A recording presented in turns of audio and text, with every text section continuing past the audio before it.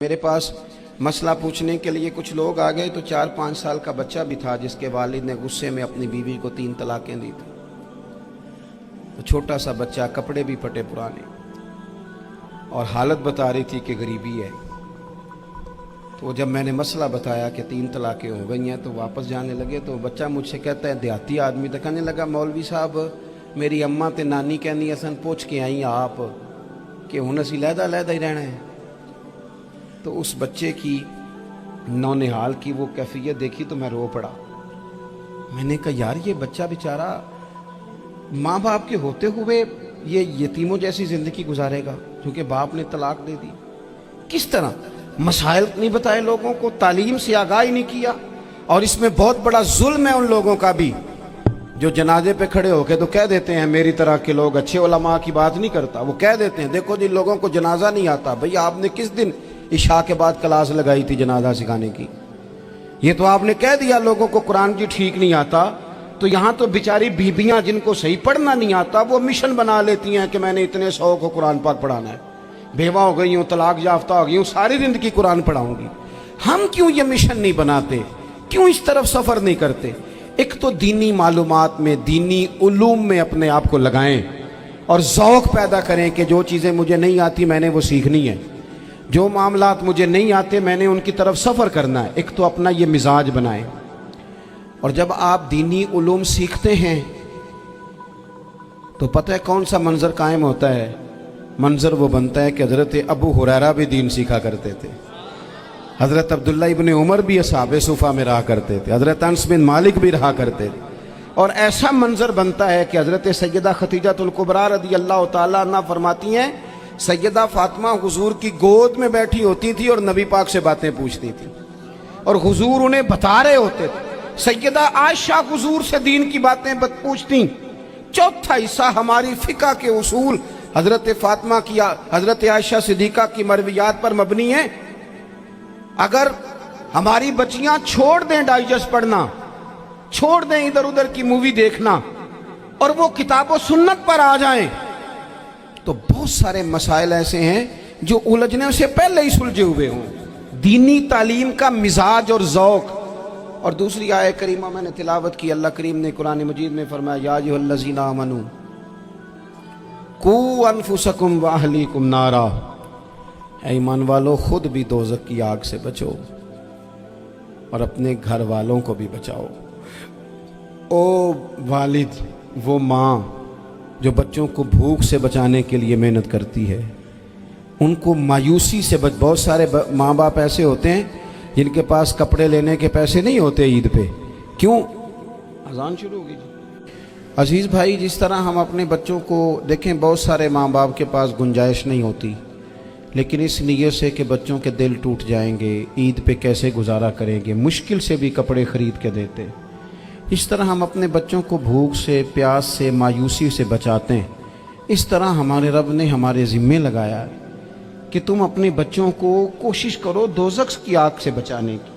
حضرت عمر فاروق رضی اللہ تعالیٰ عنہ نے عرض کیا تھا، یا رسول اللہ صلی اللہ تعالیٰ علیہ وسلم، اس آیہ کریمہ کا معنی کیا ہے؟ تو محبوب کریم علیہ السلام نے فرمایا، عمر، جن چیزوں کا اللہ تمہیں حکم دیتا ہے تم اپنے گھر والوں کو ان چیزوں کا حکم دو. جن چیزوں سے رب رسول تمہیں منع کرتے ہیں اپنے گھر والوں کو ان سے روکو. اپنے گھر کے اندر نفاذ دین کرنے کی کوشش کرو. میرے بھائی، بہت زیادہ آزمائش ہے ہمارے گھروں میں، بے چینیاں ہیں، اضطراب ہے، بچوں میں سختی ہے، بہن بھائی ایک دوسرے کے ساتھ لڑتے ہیں، مزاجوں میں تلخی آ گئی. کیوں بھلا؟ اس لیے کہ ماں باپ کو جو بہترین کردار اور جو حسین طریقہ گھر میں اپنانا چاہیے تھا، بچے تقریر باہر سے سنتے ہیں لیکن وہ فالو اپنے ماں باپ کو کرتے ہیں. اگر ماں باپ میں حوصلہ ہو، صبر ہو، اطمینان ہو، خودداری ہو، تھوڑے پر گزارا کرنے کا مزاج ہو. دیکھیں نا، آج ڈپریشن ہے، ٹینشن ہے، پینکس اٹیکس ہیں، بڑی ساری چیزیں آ گئی ہیں. کیوں بھلا؟ صبر نہیں، تحمل نہیں، بردباری نہیں. آزمائے. ایک دن ایک بچہ میرے پاس آ گیا مدرسے کا اور آ کے وہ رونے لگا. میرے گھر والے کہنے لگے کھانا چھوڑ دیں، پہلے اس کی بات سن لے. میں نے کہا پتر کیا ہوا؟ کسی نے مارا ہے؟ کسی استاد نے؟ کہنے لگے نہیں حضرت، घर फ़ोन किया था तो मेरी अम्मा और अब्बा की लड़ाई हो रही है। बच्चा कांप रहा है, टांगे कांप रही। मैंने कहा क्या हो क्या गया तुम्हें पुत्र, लड़ाई हो रही है तो घरों में हो ही जाती है। कहने लगे नहीं, आपको पता नहीं वो बड़ा सख्त लड़ते हैं। मेरे वालिद जब मेरी वालदा को मारने के लिए आगे बढ़ते हैं तो हम सारे चारपाइयों के नीचे छुप जाते हैं, हमें खौफ आता है, वो मंजर खतरनाक होता है। ये कौन तकलीफ दे रहा है अपने बच्चों को? यहाँ बैठे हमारे यहाँ मीलों दूर रहते थे उसके घर वाले, तो वो तकलीफ में था, तो घर में क्या कैफियत होगी? अगर हौसला हो, सब्र हो, कनात हो, अल्लाह के दिए हुए थोड़े रिस्क पर हमें राजी रहना आता हो, हमारे घरों में सुकून आए, इत्मीनान आए, हम जो ज़िंदगी बड़ी खुशी खुशी गुजार सकते हैं, हमारे मिजाजों का लालच, हमारी तबीयतों की बेराह रवी, हमारी झूठी अना का बुत, उन सारी चीज़ों को ख़त्म कर देता है। अपनी ज़िंदगी के अंदर अगर हम वो किरदार अपने बच्चों को दें, जिस किरदार में मोबाइल भी हो, जिसमें गाड़ी भी हो, जिसमें पैसे भी ला के अब्बा दराज में रखता हो, लेकिन वालिद का घर में मुसल्ला भी मौजूद हो, उसकी कोई तस्वीर भी हो, वो ये भी कहता हो कि खुदा ने अपने फजल से आज 5,000 दिया है तो इसमें 1,000 गरीबों का भी है, इसमें थोड़ा सा मैंने अल्लाह की रिजा के लिए भी रखा है। अगर कोई मुश्किल आ जाए तो वो बाप और माँ को सब्र करता हुआ देखते हो, अगर एक बाप कर बात करे तो दूसरा बर्दाश्त करता हो। खुदारा अपनी औलादों को इस अजियत का शिकार न करो। अपने घरों के अंदर वो खुददारी, वो प्यार, वो वकार, वो मोहब्बत, वो अंदाज, आप थके हुए हैं कोई शक नहीं, आप बहुत सारे मसाइल का बाहर शिकार होंगे कोई शक नहीं, लेकिन आप बाहर से थक के आए हैं, और अगर आप बाहर अपनी फैक्ट्री के मालिक हैं और दफ्तर के बड़े हैं तो घर में भी तो आप बड़े हैं ना। आपकी माँ भी तो इंतज़ार कर रही है, उसने भी तो दुखड़ा सुनाना है ना आपको। आप ये देखिए कि आपके बच्चे भी तो इंतज़ार कर रहे हैं, वो चाहते हैं कि अब्बा आके बैठे तो हम उनके सीने पे चढ़ के थोड़ा खेलें। आपकी अहलिया मुंतज़िर हैं, कुछ बातें बीवी किसी और से नहीं कह सकती, सिर्फ अपने शौहर से कहती है, लेकिन वो तो आते ही जलाल में आ गए साहब। वो कहने लगे तू बड़ी नालायक है, मैं थका मांदा आया हूं और तूने मुझे कहानी सुना दी है। वो उस खातून से शिद्दत के साथ पेश आने लगे। मेरे रसूल पाक की हयात नूर को देखो, हज़रत उम्मे ऐमन हुज़ूर की रज़ाई वालदा हैं, उनकी भी खिदमत हो रही है। हज़रत हलीमा सादी आ रही हैं तो खिदमत हो रही है। हज़रत अब्बास हुज़ूर के चचा हैं तो करीम फरमाते हैं मेरे चचा हैं बाप की जगह पे। हुज़ूर दोस्त अहबाब सहाबा गुलामों सब के साथ प्यार कर रहे हैं। 9 अज़वाजे मुतहरात हैं घर के अंदर, और कैफियत ये है कि हुज़ूर सिर्फ उनकी ज़रूरतों का ही ख्याल नहीं करते, ख्वाहिशात का ही ख्याल नहीं करते, बल्कि मेरे करीम का तरीका ये है कि कोई बंदा आज बोल क्या रहा है, वो कहाँ खड़ा है, आज उसके जुमले किस तरह के हैं, उसका लहजा किस तरह का हो गया है और उसे ठीक कैसे करना है। महबूब इसका ख्याल फरमाते, तवज्जो करते। मैं कहता हूँ कि हम सबको शौक़ आया है आराम करने का। मैं सुबह 11 बजे से पहले अपने घर से निकल आया था और ये वक्त आ गया है और रात को खुदा जाने किस वक्त घर पहुँचना है। कई दफ़ा कैफियत ये होती है कि गाड़ी से उतरते हैं तो फिर दिल करता है कि कोई उठा के चलाए ना कभी। इसके बावजूद बहुत सारे लोग नाराज़ रहते हैं कि हमसे मिल के नहीं गए, फ़ोटो नहीं खिंचवा के गए, फलानी जगह चाय नहीं पी के गए। ये तसलसल है। लेकिन मैं जितना मर्जी थका मांदा घर जाऊंगा ना, कभी ऐसा नहीं हुआ कि मैं घर जाऊं तो बड़ी टेंशन में जाऊं। मेरी घर वाली एक दिन मुझसे कहने लगी आपने कभी नहीं कहा कि मैं थका हुआ आया, बंदा थक भी तो जाता ही है ना, कभी कहाँ करे ना। मैंने उसे कहा पता क्यों नहीं कहता, इसलिए नहीं कहता कि मैं नहीं चाहता कि मेरे बच्चे ये कहें कि हमने दीन नहीं पढ़ना, हमारा बाप तो बड़ी मुश्किल में है। हम अपने काम के बारे में अपने घर में शिकवे करते हैं। आप किसी बच्चे से पूछ लें कौन सा काम करना है, कहता जेड़ा अब्बा जी कर दे रहे वो नहीं करना। क्यों? कि अब्बा जी हर रोज़ तो कहते हैं मैं बड़ा उलझ गया हूँ, ये काम बड़ा मुश्किल है। मैं चाहता हूँ कि मैं अपने बच्चों को ये बताऊँ कि पुत्र मैं तो जिधर जाता हूँ फूल ही फूल हैं, मैं तो जिधर से गुजरता हूँ मोहब्बत ही मोहब्बत है, मैं तो जिधर से देखता हूँ दुआएं ही मिलती हैं, ताकि उनका शौक़ पैदा हो। मेरे अजीज़, آپ تھوڑا سا دل بڑا کریں. اگر آپ ایک کی وجہ سے پورا گھر سکون میں آ جاتا ہے تو آپ دل بڑا کیوں نہیں کرتے؟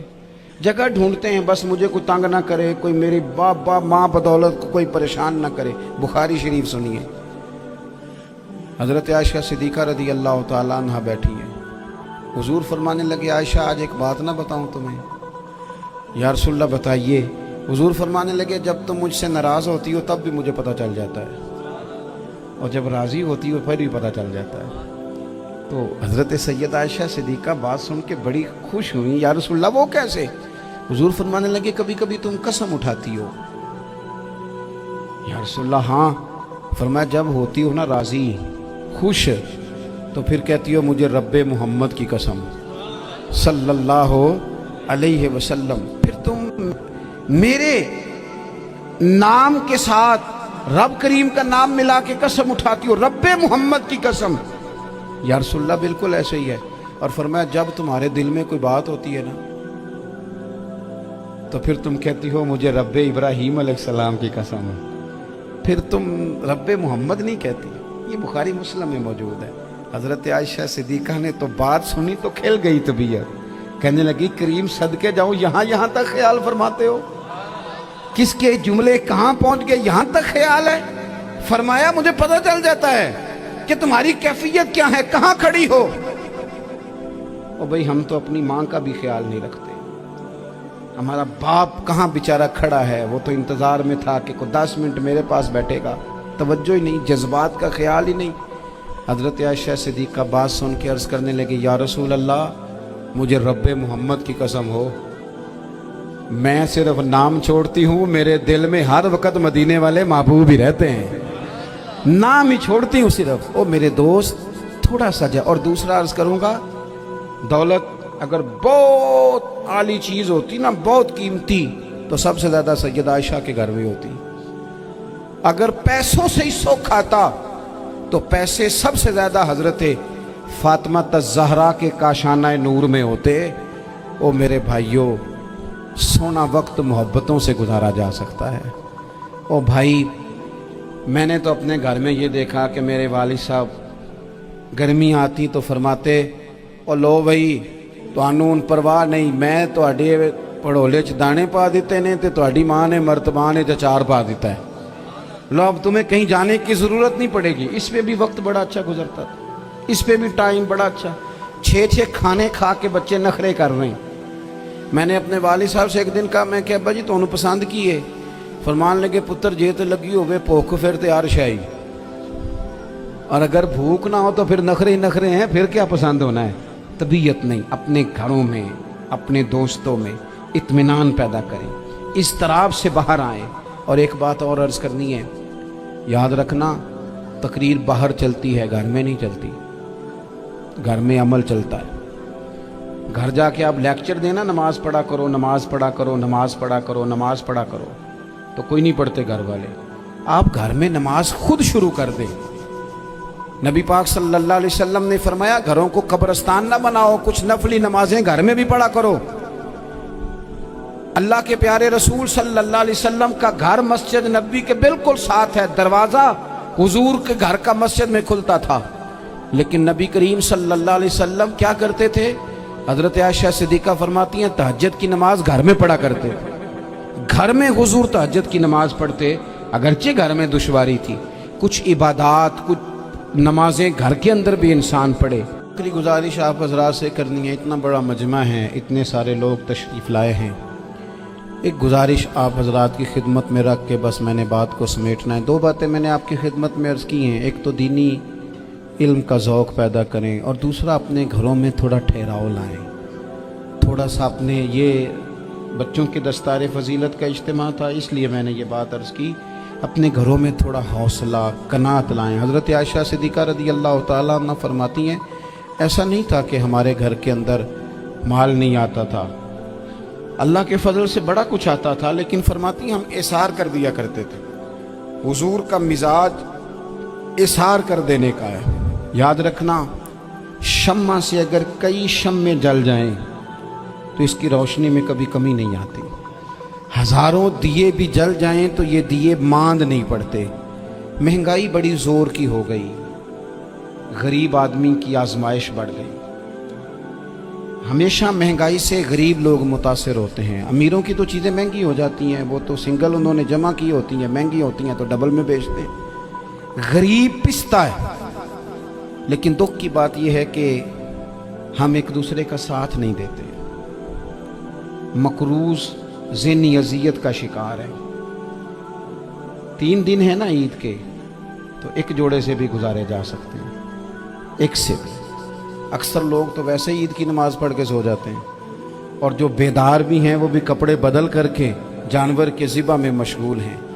हमने इस ईद पे कोशिश करनी है कि हमारी गली में, हमारे मोहल्ले में, हमारे दाएं बाएं थोड़ा सफ़र करें, बच्चों को देखें, सरकारी स्कूल से निकलते बच्चों को देखें, मसाजिद मदारस से निकलते बच्चों को देखें। हम ना एक एक दो दो का साथ दें। ये जितनी सियासी जमातें काम कर रही हैं, जिनकी हुकूमत थी, जिनकी है, पता नहीं कल किसकी आएगी, मैं तो ज़ाती तौर पर इनसे पूरा मायूस हूँ। मुझे तो नहीं लगता कि जितने लोग आज तक हुकूमत कर चुके हैं, बार बार आते हैं या पिछली हुकूमत गई है, इनके पास कोई प्लान ही नहीं है। ये तो बेचारे एक दूसरे की टांगें खींचने के अलावा ना कुछ कर सके हैं, ना उम्मीद है कुछ करेंगे। लेकिन गरीब की तकलीफ़ बढ़ गई है। मेरे पास 20 लोग आते हैं, आते तो वो दुआ का कहने हैं, आते तो सिर्फ ये बताने हैं कि इस मुश्किल में हूँ, दुआ करना। लेकिन दोस्तों, लोगों की बातें सुन के बड़ी तकलीफ़ होती है। हम क्या किसी की मदद कर सकते हैं? हमारे लिए तो मदारस चलाने मुश्किल हैं, लेकिन लोग अजियत का शिकार हैं। ज़हनी कर्ब के नीचे लोग आ गए, इतनी बड़ी अजियतें खड़ी कर दी गई हैं। थोड़ा थोड़ा देखो, 2 का खाना 3 भी तो खा ही सकते हैं ना, 3 का खाना 4 भी तो खा ही सकते हैं ना। मेरे महबूब ने हमें ये नहीं कहा था ज़्यादा गोश्त पकाना, बल्कि रसूल पाक ने तो रंग ही बड़ा सादा दिया है। करीम ने फरमाया, आयशा शोरबा ज़रा ज़्यादा कर लो, पड़ोसियों को भी सालन दे देंगे। थोड़ा शोरबा ज़्यादा कर लो, इसी को बढ़ा लो, थोड़ा शोरबा बढ़ा लें, थोड़ा